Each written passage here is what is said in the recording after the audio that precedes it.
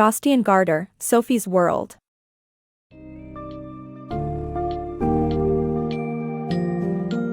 Welcome to the intriguing world of Sophie's World by Jostein Gaarder, a novel that delves into the essential questions of existence and the progression of philosophical thought.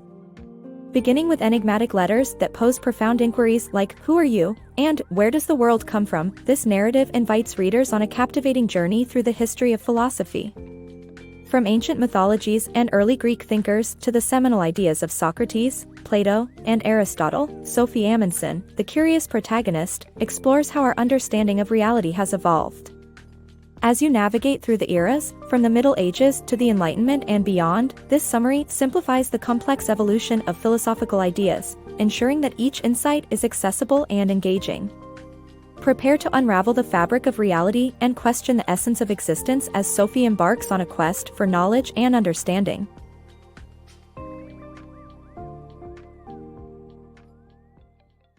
Birth of Western Wisdom. Imagine a curious girl named Sophie who stumbles upon a series of mysterious letters with life-altering questions patiently waiting for her answers.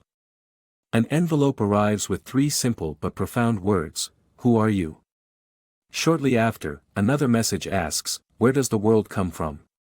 These intriguing inquiries ignite Sophie's journey into the vast landscape of philosophy, guided by a sage mind eager to teach her about philosophical history and its giants. Philosophy, at its core, grapples with the ultimate questions of existence and origin, much like ancient mythologies did. Before the advent of critical thinking in ancient Greece, people explained the natural world through the lens of mythology. Gods like Thor, wielded by storytellers, were responsible for the thunderous skies and electric storms. These myths endured through the ages until thinkers began exploring a different realm of understanding. Around 600 BC, in the bustling city of Athens, a new wave of thought began. Early Greek philosophers such as Thales, Anaximander, and Heraclitus dared to challenge mythic tales by proposing logical theories about the universe's beginnings. They were the first to dive into natural philosophy, exchanging divine explanations for rational debate. This pivotal shift laid the groundwork for the intellectual tradition we recognize as Western philosophy today. Then, a transformative figure named Socrates stepped onto the scene around 450 BC. Unlike his predecessors, Socrates claimed no monopoly on wisdom. Famously asserting, "One thing only I know, and that is, that I know nothing," he pioneered a unique approach to learning, through dialogue and relentless questioning. His method became the quintessential model for philosophers, those who seek wisdom and understanding rather than professing certainty. However, Socrates' undying quest for truth came with grave consequences. Executed in 399 BC for his unyielding inquiries, he left behind no written work. Instead, his legacy endured through the writings of his disciple, Plato, who captured the essence of Socratic dialogue in compelling narratives. As Athens evolved into a democratic republic, the philosophical discourse expanded to encompass morality and ethics. Where cultural beliefs previously dictated right and wrong, Socrates insisted on universal truths, that lying, cheating, and stealing obstruct genuine happiness. Plato took Socrates' insights further, formulating rationalism, the notion that distinct, measurable truths exist beyond debate, like mathematical equations. He envisioned a world of ideas, a perfect reality beyond what our senses perceive. Plato believed this world of ideas, eternal and immutable, contrasted sharply with our subjective sensory experiences. Yet, another brilliant thinker emerged from Plato's tutelage, Aristotle. He embraced an empirical standpoint, emphasizing direct observation in the study of nature. Aristotle's philosophy stood on logic and sensory experience, cultivating a systematic classification of knowledge. For him, true happiness emanated from realizing human potential through pleasure, civic engagement, and philosophical inquiry, a thought-provoking perspective on human fulfillment. For Sophie, absorbing such philosophical revelations was a thrilling adventure.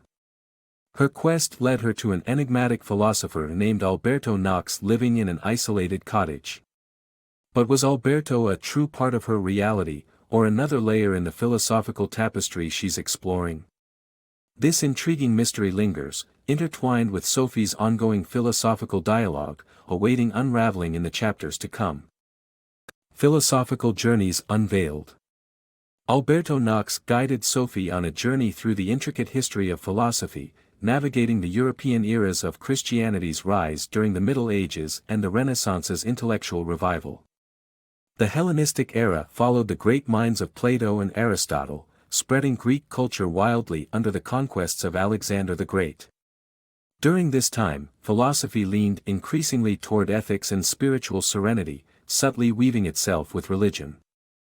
This era ended just before Jesus of Nazareth would emerge, introducing groundbreaking monotheistic ideas to the Greco-Roman world. Like Socrates before him, Jesus challenged norms, emphasizing forgiveness and mercy, which ultimately led to his execution. However, it was Paul, his dedicated follower, who cast Christianity's teachings across the empire, establishing Christianity as a formidable philosophical countertop against the backdrop of Greek rationalism.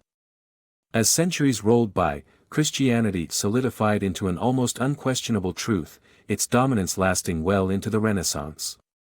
The creation of the printing press in the 15th century marked a new dawn, ushering in an age that celebrated the confluence of human creativity, the arts, and scientific inquiry.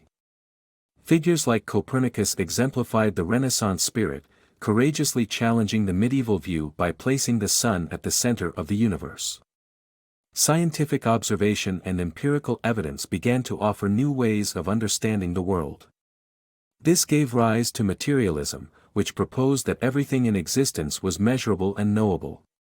By the 17th century, the Baroque era became a battleground for philosophical beliefs, pitting materialism directly against idealism. Materialists, like Thomas Hobbes, argued that even the human soul could be understood in material terms, as mere particles in motion.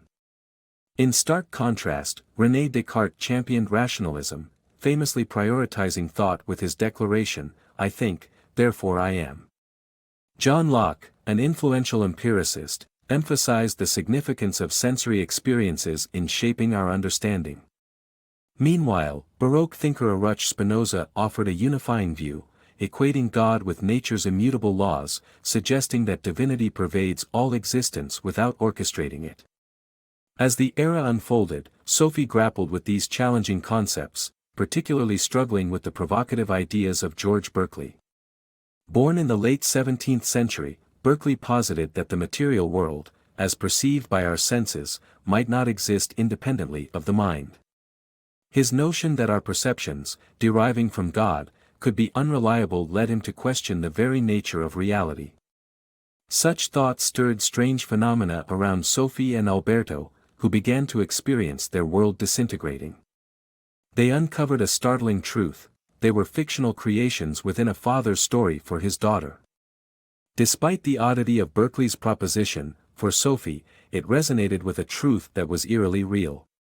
Even as their awareness expanded to include this disconcerting revelation, the philosophical journey of Sophie and Alberto, now aware of their fictional existence, persisted, suggesting that the exploration of ideas and the quest for understanding is an inexhaustible pursuit. Philosophy's evolutionary journey. As we navigate from the Age of Enlightenment to the profound ideas of the 20th century, we encounter philosophers whose thoughts redefined our understanding of existence and knowledge. In the 18th century, Scottish philosopher David Hume stood apart, proposing that our understanding is largely shaped by our experiences. Hume made a crucial difference between impressions, the immediate sensations we receive from the world, and ideas, which are simply memories of those impressions. He challenged the notion of a permanent self, arguing instead that we change constantly with each new experience. An agnostic, he dismissed the philosophical pursuits to prove the existence of God or the immortality of the soul, suggesting instead that some things remain beyond our grasp. His skepticism of superstition and rush to conclusions demarcated Hume as a thinker searching for clarity in human reasoning. In contrast, Immanuel Kant, another pivotal figure of the Enlightenment, acknowledged that reason was only one part of the human cognitive palette. While Enlightenment contemporaries like Montesquieu, Voltaire, and Rousseau espoused unwavering confidence in reason.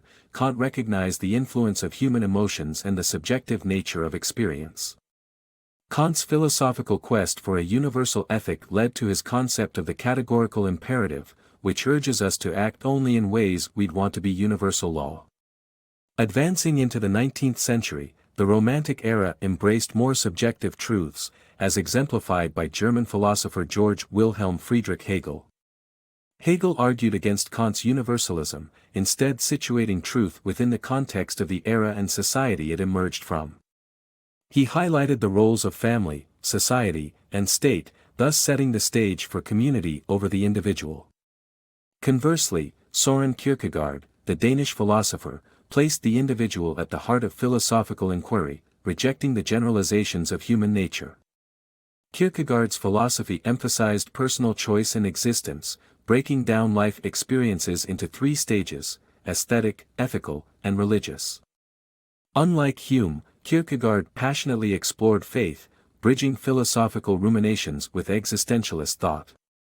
The century also saw Charles Darwin usher in a pivotal shift in our scientific story, radically extending the timeline of human existence from thousands to billions of years. His insights beckoned humanity to reconsider its place in a universe where all life originated from common cellular beginnings. Progressing into the 20th century, existentialism emerged, inspired by philosophers like Friedrich Nietzsche and Karl Marx, driving philosophical thought to explore life without external divine purpose. One of existentialism's prominent voices, Jean-Paul Sartre, posited a philosophy focused on human autonomy and responsibility, asserting that existence precedes essence. In Sartre's view, life lacks inherent meaning, compelling individuals to craft their own purpose. His ideas reverberated across cultural, artistic, and even feminist landscapes, in part through his partner, Simone de Beauvoir. The existential quest for meaning persists in our age, fueled by discoveries like the Big Bang Theory and our intimate relation to the universe's stardust. Despite these advances, questions about existence, much like those prompted by Darwin's reflections on the intricacies of evolution, remain. Philosophers continue to seek answers, uncovering new facets of human consciousness and existence.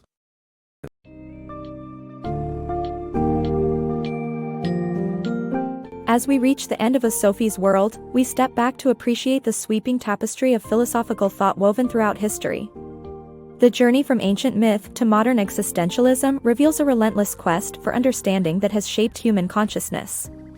Central figures like Socrates, Plato, and Aristotle laid the foundations, questioning existence and truth, while later thinkers such as Kant and Sartre expanded these inquiries in light of reason, empiricism, and individualism. The story encapsulates a profound truth: no matter how much we learn, the universe remains a vast mystery, always inviting new questions. Just as Sophie realizes her own story is part of a larger narrative, so too are we encouraged to reflect on our place within the universe. This summary encapsulates the novel's core message that philosophy remains an ever-relevant pursuit, inviting us to continually explore and redefine our understanding of existence.